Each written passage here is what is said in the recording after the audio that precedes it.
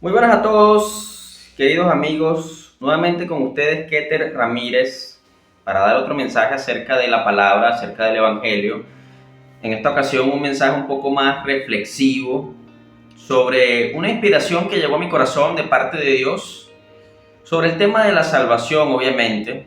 Tema muy importante porque eso es lo que define aquello en lo que tú crees con respecto al Evangelio, es lo que define tu posición en la eternidad. ¿A dónde vas a ir a parar tú después de que pasemos de esta vida terrenal? Sí, esa es la principal razón por la cual hay que enfocar una opinión, hay que decidir nuestra posición con respecto a la palabra de Dios y con respecto a nuestro Señor Jesucristo.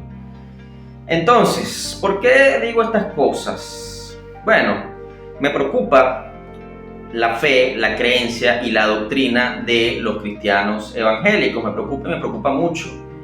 Porque, bueno, ya como lo hemos comentado en videos anteriores, hay ambigüedad en cuanto a la fe cristiana evangélica y eso está en todas las denominaciones, sea pentecostal, aunque los pentecostales son más radicales en cuanto a cumplir mandamientos, según ellos, para ser salvo.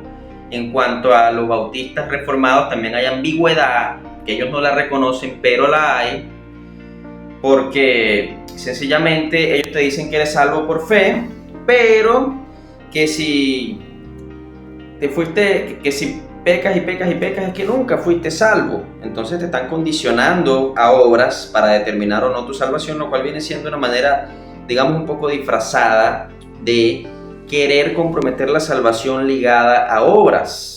Y eso es algo totalmente antibíblico. Cuando tú estudias la Biblia, tú te das cuenta que la salvación es única y exclusivamente por la voluntad de Dios en el ser humano. Y la voluntad de Dios, obviamente, tiene requisitos para llevar a cabo esa salvación. Y son requisitos que están ligados con la fe. Y ese versículo que siempre decimos, y no me voy a cansar de repetirlo en todos los videos, Marcos 1:15, estar cambiando la disposición mental y estar confiando en el buen mensaje. Entonces, hay un gran problema. Mi pueblo perece por falta de conocimiento, dice el Señor. Es obviamente esa una de las razones por las cuales el pueblo perece, porque no han entendido esos dos requisitos que están escritos en Marcos 1:15, que vienen de la misma boca del Señor Jesucristo. Cambiar la disposición mental, que obviamente es reconocerme como pecador, pero las malas traducciones han tenido la culpa de que la gente piense que dice arrepentimiento, porque es lo que se tradujo en el español. Sin embargo, dice que hay que estar cambiando la disposición mental, no dice que tienes que arrepentirte. Arrepentimiento, no tengo nada en contra del arrepentimiento, me parece excelente, creo que es algo que hay que hacer, pero no es lo que salva, es el cambio de disposición mental, o sea, el reconocimiento precisamente de que tú eres un pecador, el primer requisito para obtener la salvación, y el segundo es estar confiando en el buen mensaje, que en español se traduce creer el Evangelio. El Evangelio es el buen mensaje, tienes que creer el Evangelio, y el Evangelio tampoco es entendido en el mundo cristiano evangélico por completo, porque el Evangelio es que Cristo Jesús vino al mundo encarnado, Dios mismo encarnado, vivió una vida santa y recta siempre que estuvo aquí en la tierra y luego murió por los pecados de toda la humanidad. Murió por tus pecados, por mis pecados y por los pecados de todo el mundo. En sustitución, muy importante la palabra sustitución. ¿Qué pasa? En el antiguo pacto, en el Antiguo Testamento, habían rituales de sacrificio de animales que purificaban al pueblo después que había pecado. El sumo sacerdote salía una vez al año y hacía unos sacrificios y purificaba al pueblo. Primero, obviamente, hacía un sacrificio por sus propios pecados y luego por el pueblo. Y innumerables tipos de sacrificios estaban establecidos en la ley mosaica, la ley ceremonial, la ley ritualista. Cuando el pueblo pecaba, cuando una persona pecaba, podía ofrecer sacrificios a Jehová, que eran animales que eran sacrificados y entonces se purificaban de pecados. Entonces, era una sustitución. ¿Qué pasa? Si tú no entiendes cómo funcionaba el antiguo pacto, no vas a entender cómo funciona el pacto de gracia en el cual estamos en este momento. No lo vas a entender porque no entendiste el anterior. Por eso es importante no solamente leer el Nuevo Testamento. Obviamente tenemos que comenzar. Yo siempre recomiendo a una persona que esté entrando en el cristianismo que comience con los evangelios, con el Nuevo Testamento, que comience con el Evangelio de Juan, el Evangelio de Mateo, de Lucas, de Marco.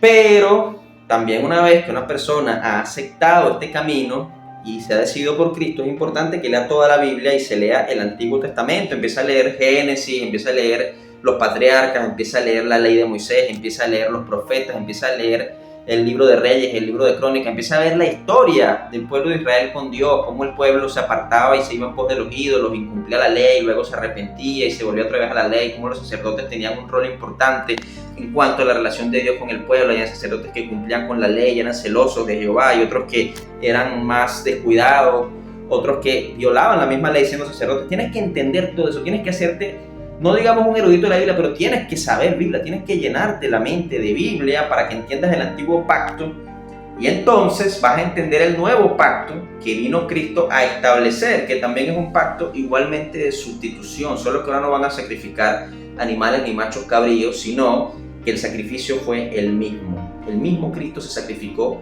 por nuestros pecados, y obviamente para hacer eso primero tuvo que vivir una vida santa y perfecta sin pecar ni una sola vez. Cristo es el único ser humano que, aparte de que es Dios, es ser humano, nunca, jamás cometió pecado, no conoció pecado. Cristo fue perfecto, cumplió con la ley, cumplió todos los mandamientos, nunca violó la ley en absolutamente un solo punto, porque está establecido que si rompes la ley en un punto, la rompes toda. Bueno, Cristo para cumplir la ley tuvo que cumplirla toda por completo, y luego recibió el castigo, porque la paga del pecado es muerte. Nosotros merecíamos morir, ¿y qué fue lo que él hizo? Murió por nosotros. Pero ¿qué pasa? La muerte no pudo retenerlo porque no tuvo pecado, resucitó con el poder de Dios y está sentado a la diestra de Dios Padre, y va a regresar por segunda vez. Su primera venida fue para salvarnos, la segunda venida viene como un rey a juzgar a las naciones. Entonces, si tú no entiendes cómo funciona el antiguo pacto, reitero, no vas a entender cómo funciona este, y ese es el problema que tienen los cristianos evangélicos, y me da, como quien dice, mucha preocupación, porque yo sí veo canales de YouTube de cristianos, de supuestos pastores. Saben que yo no estoy de acuerdo con eso de pastores hoy día, ya he explicado por qué, no voy a entrar en ese tema. Yo pienso que hay una continuidad de la autoridad y que eso se perdió y no la hay hoy, pero yo sí veo, o sea, estudio los temas bíblicos que dan esos supuestos pastores en YouTube.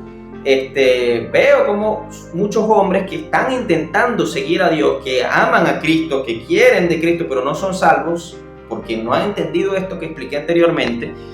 Yo veo cómo critican la sana doctrina y dicen, no, que esos salvos, siempre salvos, eso es una estupidez, eso es mentira, esos son los que se van a quedar en el arrebatamiento, esos no son verdaderos cristianos, esos son unos tibios. Esa doctrina, hasta llaman algunos doctrina del demonio, esto de salvo, siempre salvo. Pero yo tengo que explicarte que, mira, la idea de salvo, siempre salvo, si tú no crees que una persona una vez salva es siempre salva, entonces tú no deberías creer el evangelio, porque la idea de salvo, siempre salvo, eso no es una idea que yo me la estoy inventando, no, si la inventan los hermanos que creemos en esto, eso es una idea que está en la Biblia. El salvo, siempre salvo, la doctrina del salvo, siempre salvo, es un pilar fundamental que sostiene al mismo evangelio, porque te saca, en primer lugar, de la ambigüedad en la que la mayor parte de los cristianos evangélicos están hoy día, y ni siquiera, eso es lo peor, que ni siquiera se dan cuenta que están en una ambigüedad de lógica. Están en una ambigüedad, o sea, mira, 2 más 2, todos sabemos que 2 más 2 son 4, 2 más 2 no puede ser 5. Los cristianos evangélicos que no están en esta doctrina son cristianos que no saben si 2 más 2 es 4, si 2 más 2 es 5, si 2 más 2 es 6, no lo entienden, y entonces se hacen la vista gorda con este tema y dicen, bueno, 2 más 2 puede ser 4, pero también puede ser 5 de vez en cuando. Todo depende del enfoque. Y no, 2 más 2 es 4.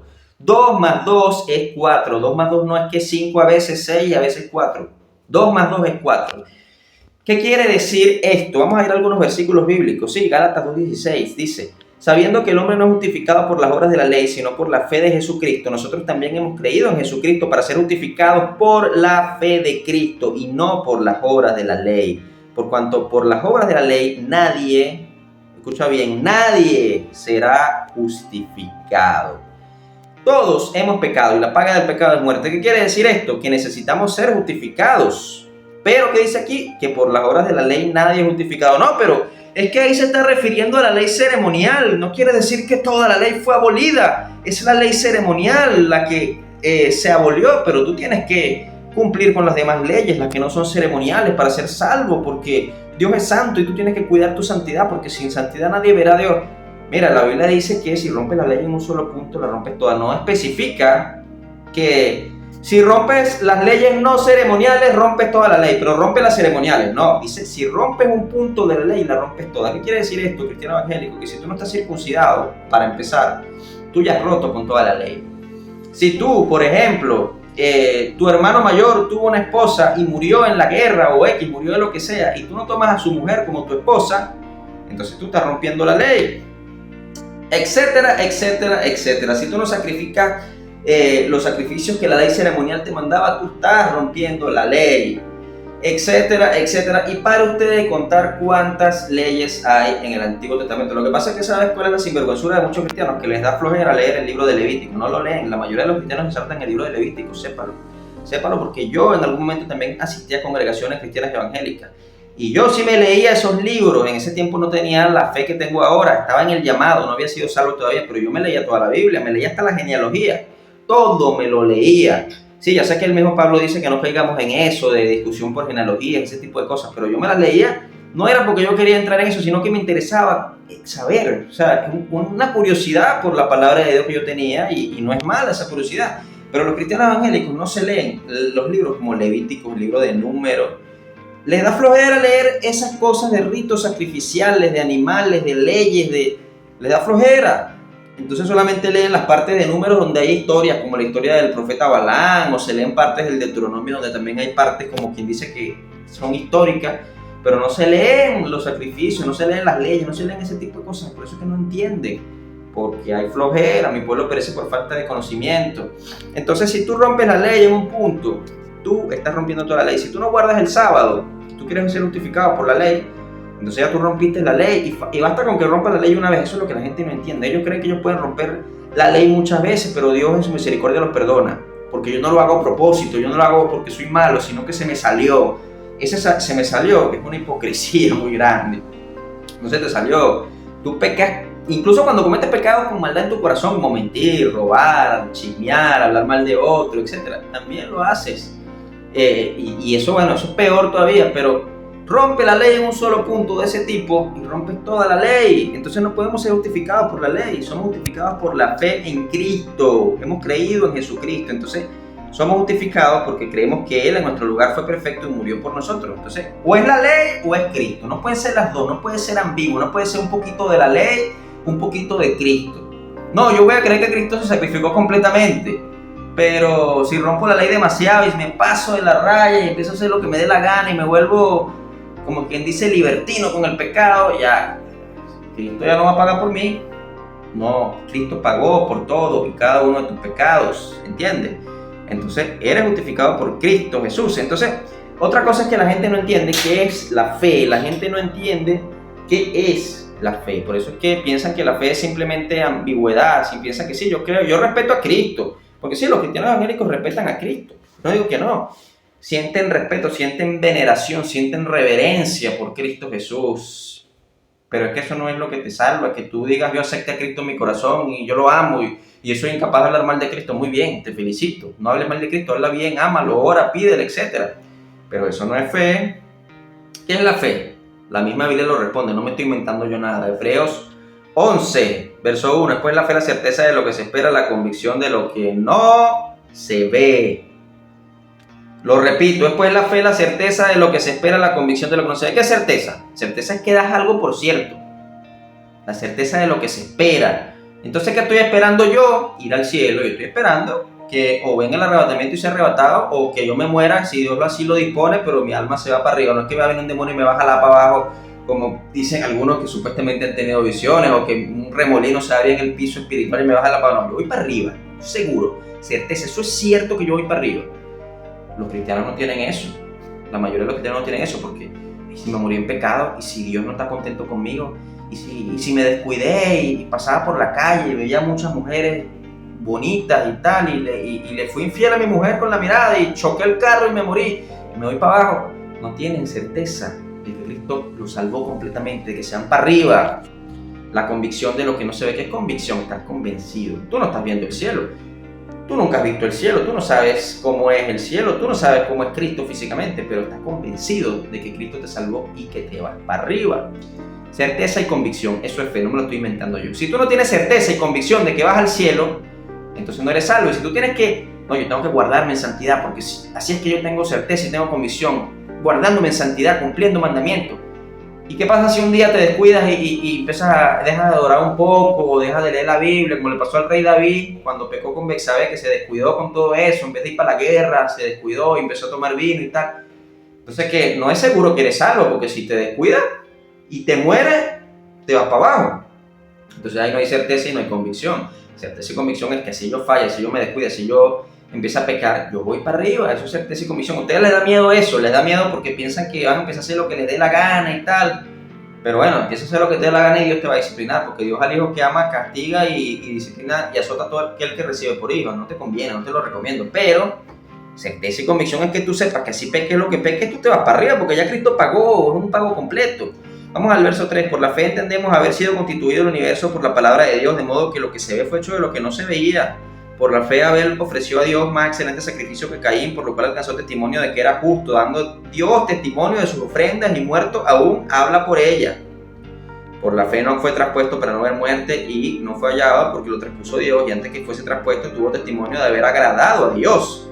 Pero sin fe es imposible agradar a Dios. Tú necesitas la fe para ser salvo y para agradar a Dios.